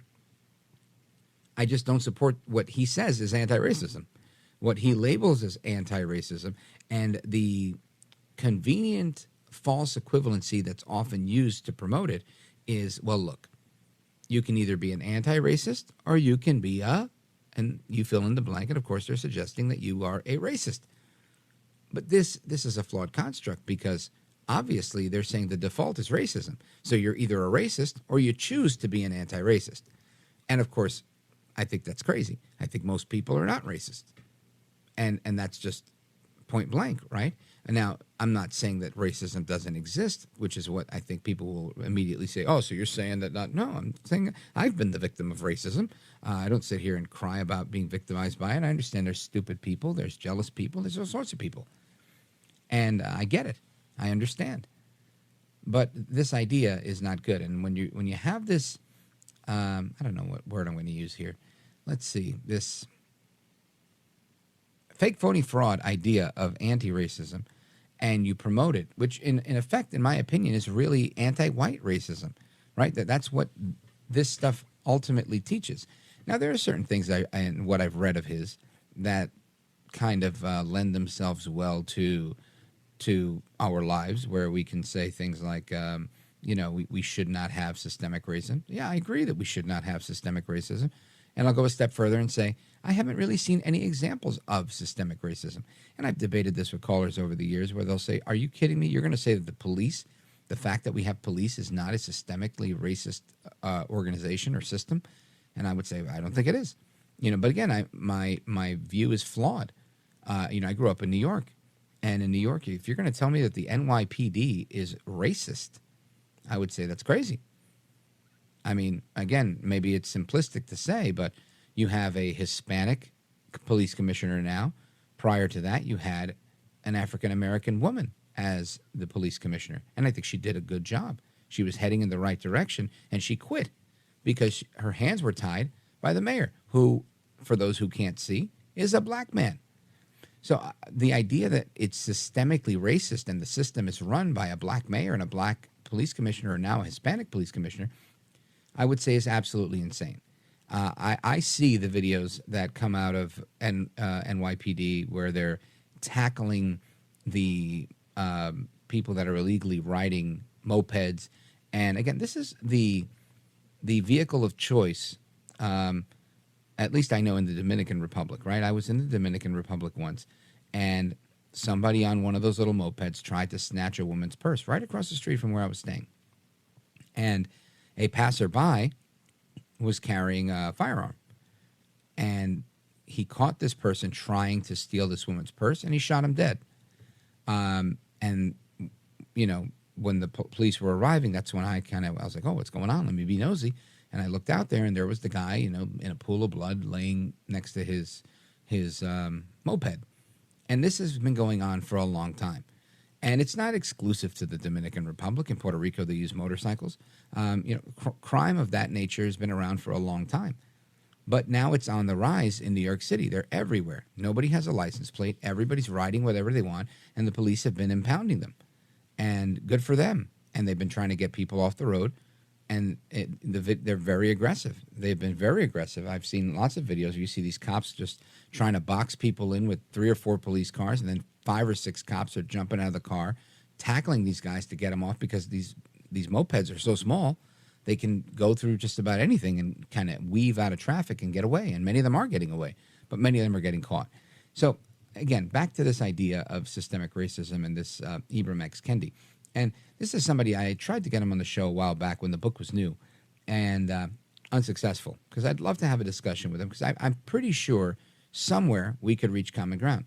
But I don't know that I can buy this idea that, the oppression of the white man and the systems that we've created 100 years ago, 200 years ago, are still the source of oppression today. Now, I will say, I don't believe that racism is entirely systemic, but I will say I believe that public housing in and of itself is a systemically racist construct.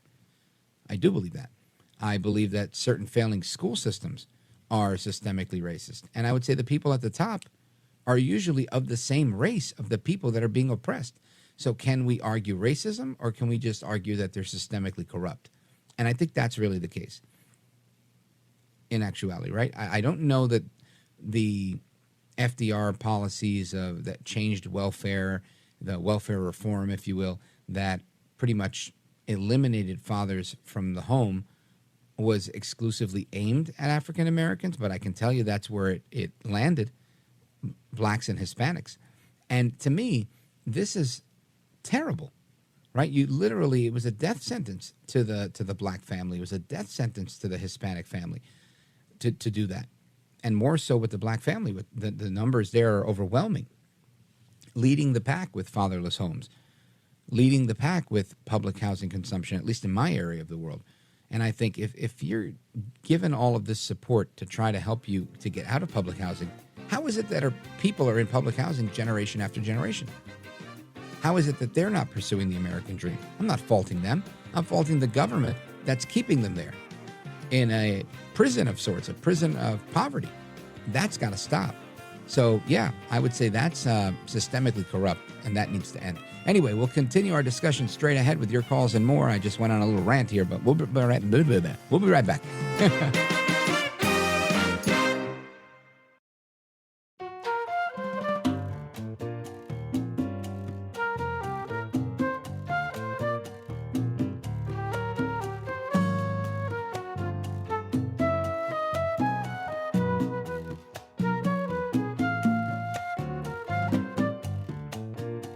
Mr. Call Screener, who is a budding radio star, by the way. Richie Valdez is terrific. This is America at Night with Rich Valdez. Call now, 833-4-VALDEZ. That's 833-482-5337. 833-4-VALDEZ. That's Valdez with an S.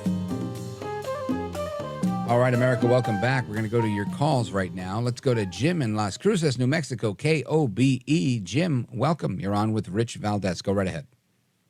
Rick, Elvis has left the building. Now, well, it's Rich, Elvis, number one. And number two, where did Elvis go? Well, when I say Elvis, I don't mean Elvis Presley. I mean Elvis Chan. And he left not the building, but the country. And where are you getting that information from, Jim? Well, the Daily Caller is covering it. NY Post, I read something about it there. It's also all over YouTube. Now, if you're wanting to know who Elvis Chan is, he's an FBI I know who he is. agent. I think he's scheduled to appear in front of Jim Jordan's committee tomorrow.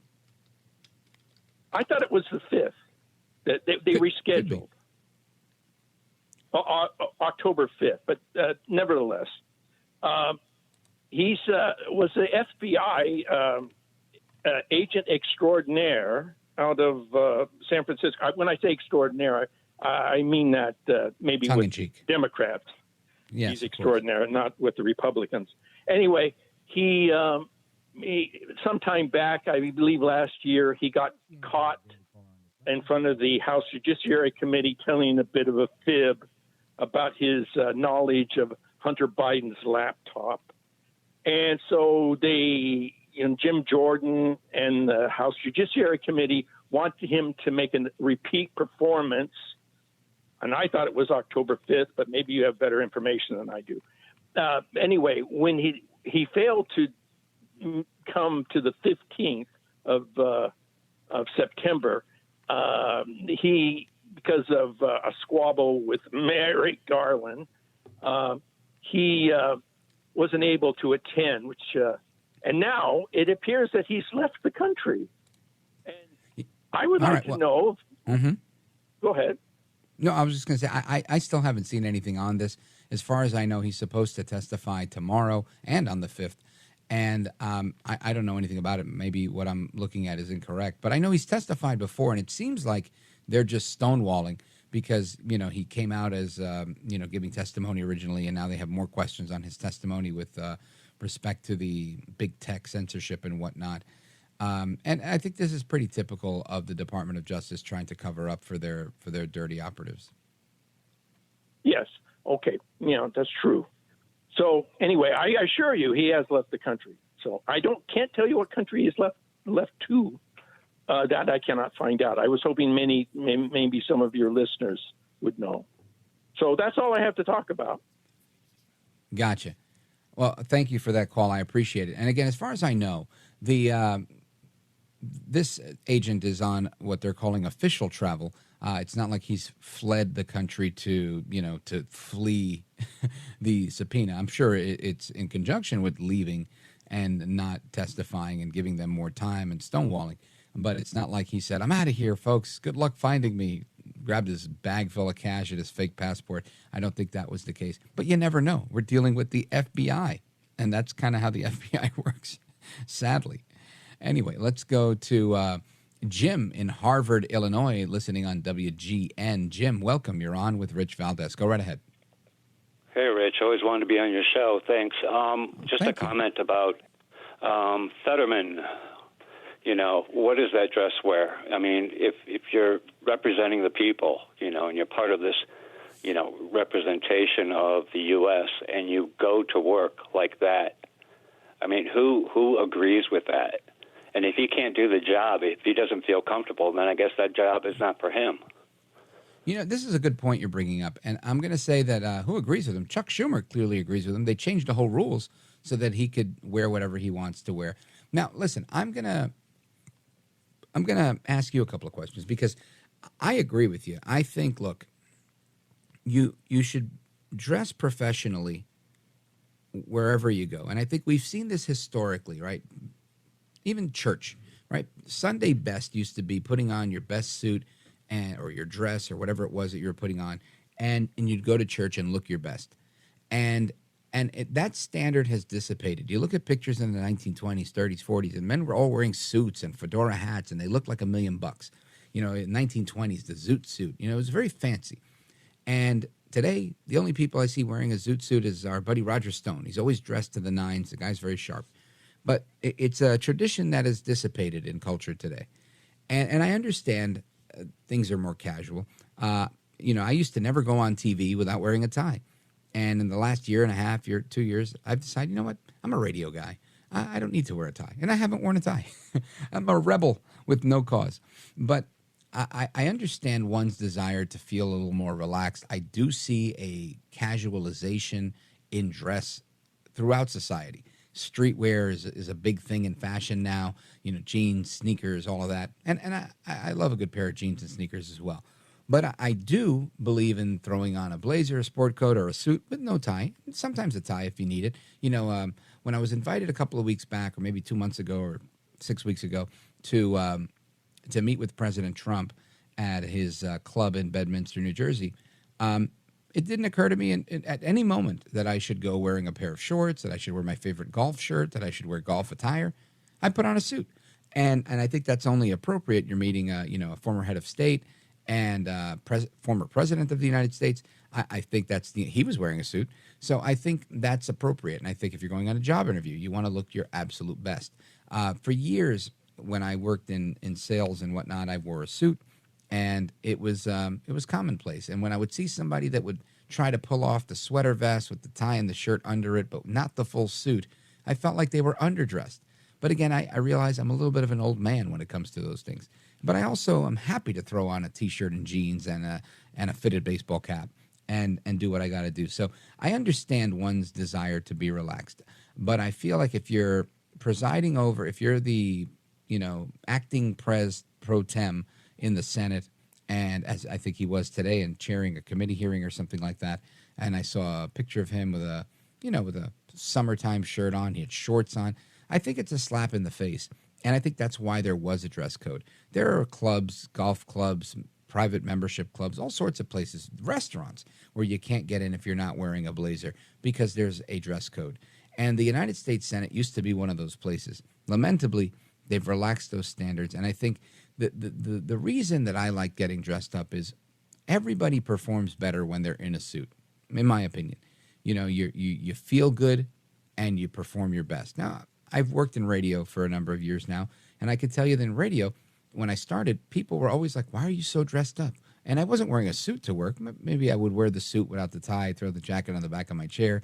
But having a button down and slacks on was still rather overdressed in radio. There was a few other people that dressed up a lot.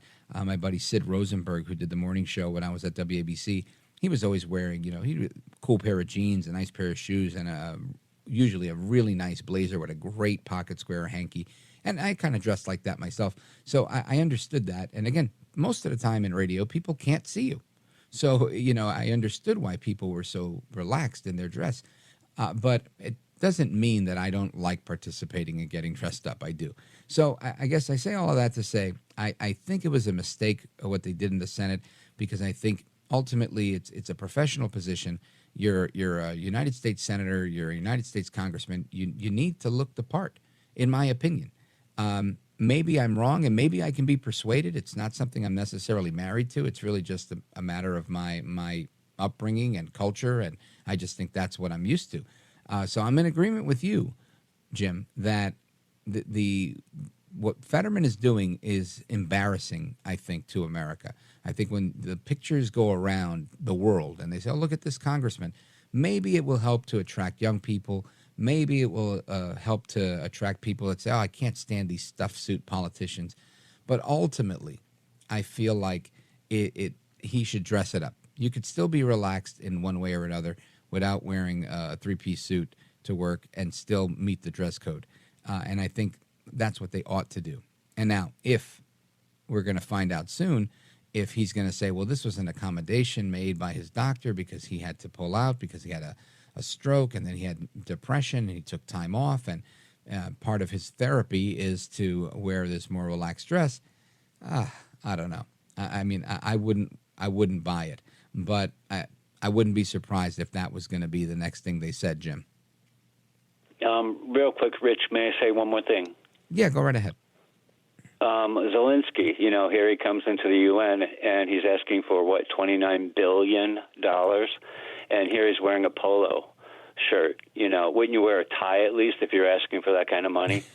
Right, and that's dressed up for him. He's normally wearing that dark green sweatshirt or that brown sweatshirt with the little Ukraine logo embroidered on it. And I got to tell you, he's another one. I think all of these guys figured out, and again, this was real. When Governor Chris Christie was handling the Hurricane Sandy response, he was out there. No question. There was no break. He was living out of an SUV, going from one beach to the next, because it was the southern part of New Jersey that was really hit the hardest. And every press conference, he had the same fleece vest on that said Governor Christie on it, and he became famous, and they made fun of him and whatever. But that was real. That was really him in the trenches.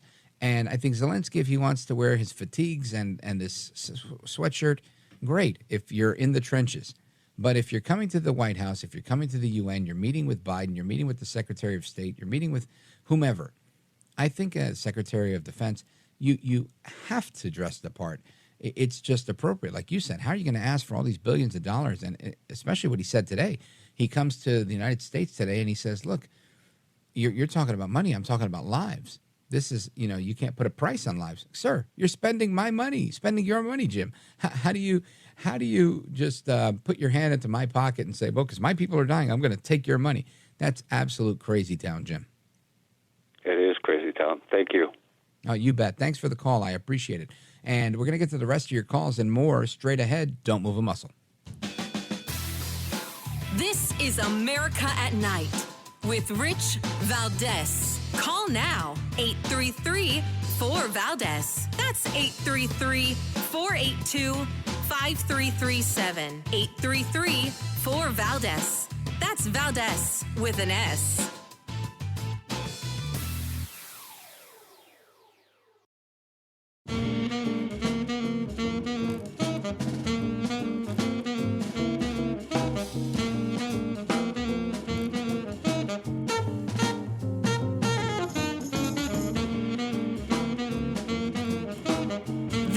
America?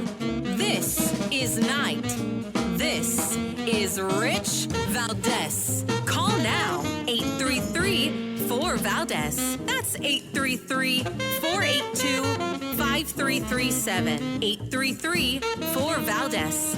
That's Valdez with an S. All right, just to caller Jim's point, I was confusing the 21st with the 22nd because I'm on the East Coast and the clock just changed a little while ago. So, yes, it was not tomorrow. It was today, the scheduled date for Elvis Chan, and the next date is October 5th.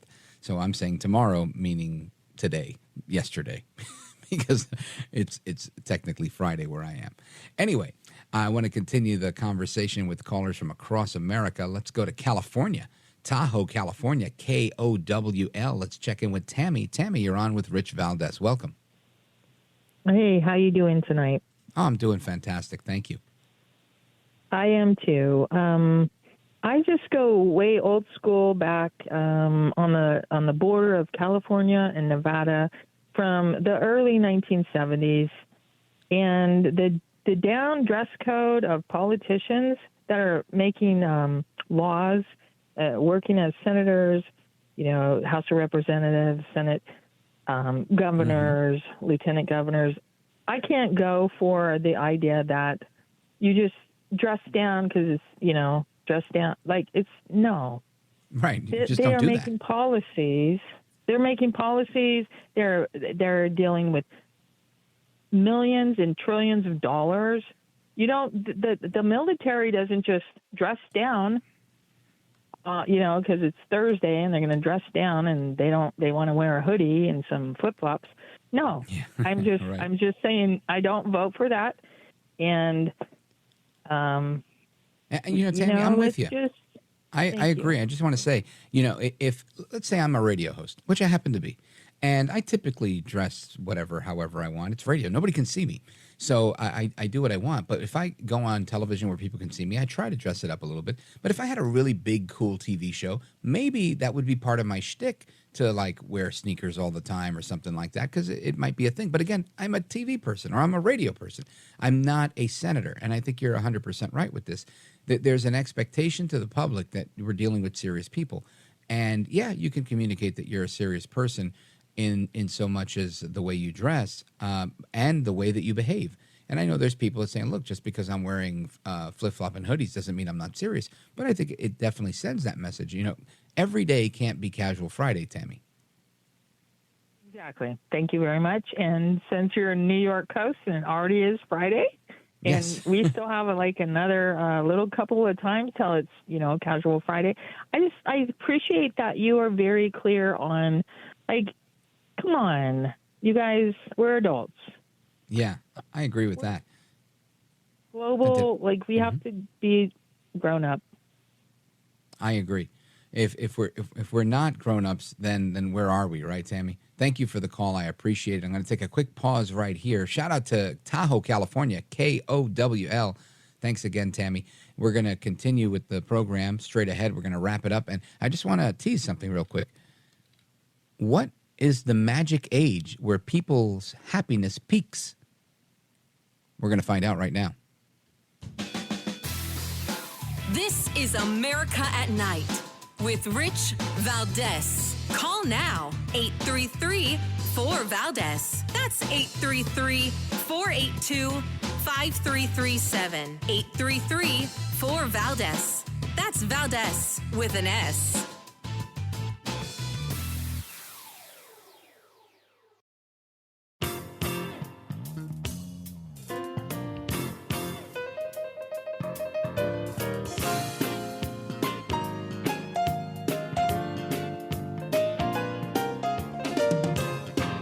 America at Night with Rich Valdez. So there's a study coming out of Bochum, Germany. Take two, security. Bochum, Germany. And the headline here, some people are miserable after age 9, but after childhood, happiness doesn't peak again until age 70. Listen to this. Is childhood really the happiest period of a person's life? A new study finds that you might have to wait while trying to find the bright side of life. A team of international researchers has found that a child's life satisfaction actually decreases between the ages of 9 and 16. Of course, you're starting to become an adult, before rising up and peaking again at the age of 70. That means between 16 and 70, you're miserable. That sucks. During the project, the study authors examined the subjective well-being over the entire lifespans of 460,000 participants. They studied 443 samples that described how people felt about themselves during childhood, young adulthood, and eventually old age. Here's a quote. We focused on changes in 3 central components of subjective well-being. That's Professor Suzanne Bucher. She initially worked on the study at Ruhr University in Bochum, Germany, and saying that life satisfaction, positive emotional states, and negative emotional states are what came into play.